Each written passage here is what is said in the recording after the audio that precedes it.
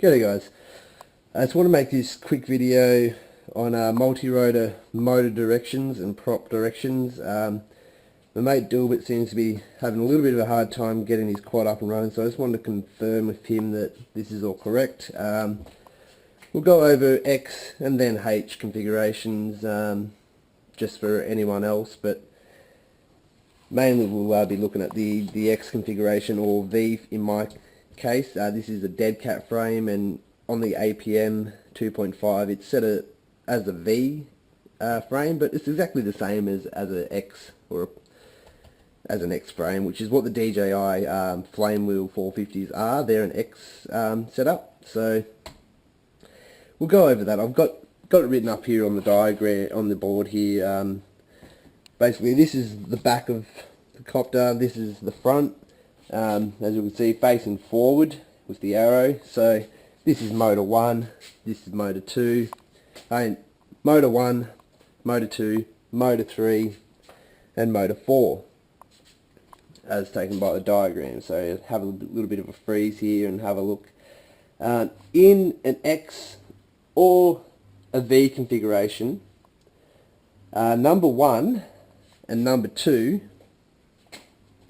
these motors here at the front right turns anti-clockwise, and that's the normal direction of a motor and a prop on an RC plane. That's why an anti-clockwise prop just says the size. It says 10.45 is the size and the pitch of my prop, and it spins anti-clockwise. So does number 2.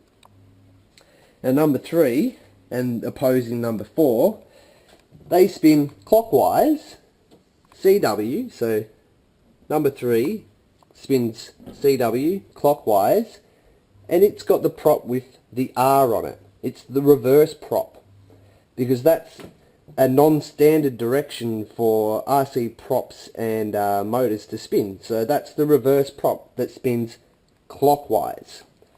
So providing you set up your motors for in a DJI 450, that's the next configuration, so it should be the same as this. The motor at the front right spins anti-clockwise, back left anti-clockwise, front left clockwise, back right clockwise, and you can see on these blades that this is the leading edge. It's something that you should be able to tell. You don't even need to look at the R's. You can just see that this blade, that's the leading edge.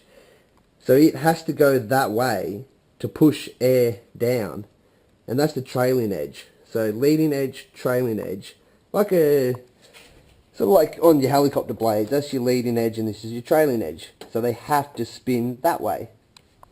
So with your props, you can look leading edge, trailing edge, and so it has to spin that way.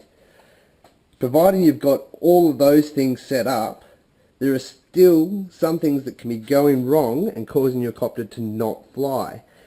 Now, I've got the 4 motors, the ESC wires coming into my control board here. Just the signal wires, because we don't want ground loops, etc. But if I have these motors plugged in incorrectly, so if I took this one out and put it in one, and vice versa, the motors are still going to spin the right way. The props are still going to be spinning the correct way. It's just going to be trying to yaw itself around or doing all sorts of silly things because my controller thinks it's sending out the right signal to the right output, but really it's not, and the copter starts doing funny things. So you can't just plug these motors into any output on the controller board. It has to be the right output for your motor. So in my case, this 1, 2, 3, 4 is very simply laid out as I have outputs 1, 2, 3, 4. So 1 goes into the first one, the second one down here goes into 2, third one goes into 3, the fourth one goes into 4. Pretty simple, but for the KK board it might be different. You'll have to look up your version of the KK board, the version of firmware you're running, and then find out the motor pin mapping for that version of firmware and that board. If all those things are right and you plug it all in, it should fly. If it's the only thing that could be happening then is it's a bit like this, or it's a sort of like bouncing around the place like this, or it's just really sluggish, and that's to do with the gains. There will be 3 pots on your board, one for pitch, one for aileron, for roll, and the other for yaw. Put them all 12 o'clock, dead center, and give that a try, and then and go from there. Basically, it's like a helicopter tail. You want it to sort of start oscillating in all directions, and then back it off just a notch on each pot till it's a nice steady copter.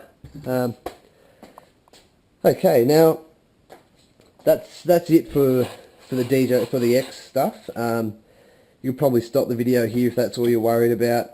But I'm going to move on to a H style copter, just quickly cover that for anyone else who is watching and wants to know how the setup for this is. And it's pretty simple. It's exactly the opposite of what you get for an X. So for a H, instead of one being counterclockwise, it now spins clockwise, and 2 spins clockwise, 3 spins anti-clockwise, and 4 spins anti-clockwise. And we can tell, so the blade, that's the leading edge towards the right hand direction, and the trailing edge back this way, and number 3, the leading edge going that way, counterclockwise. So yeah, exactly the opposite of an X copter. So a H copter 1, 2, 3, 4 is number 1 is clockwise, number 3 is counterclockwise, and of course they oppose each other, obviously, for each motor. So hopefully that's gives you a little bit more insight. The important thing there that I think you might be getting messed up, I know the props have been back to front and motors, and everyone's telling you this and that, and it's hard when you're only doing it for the first time, but once you get the motors and the prop directions right, the only thing that can be is having your ESCs in the right output and then setting your gains right.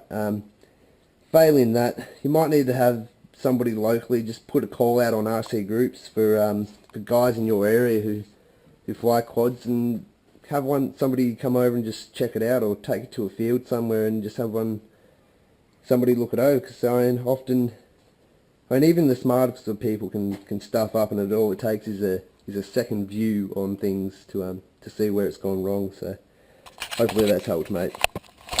See ya.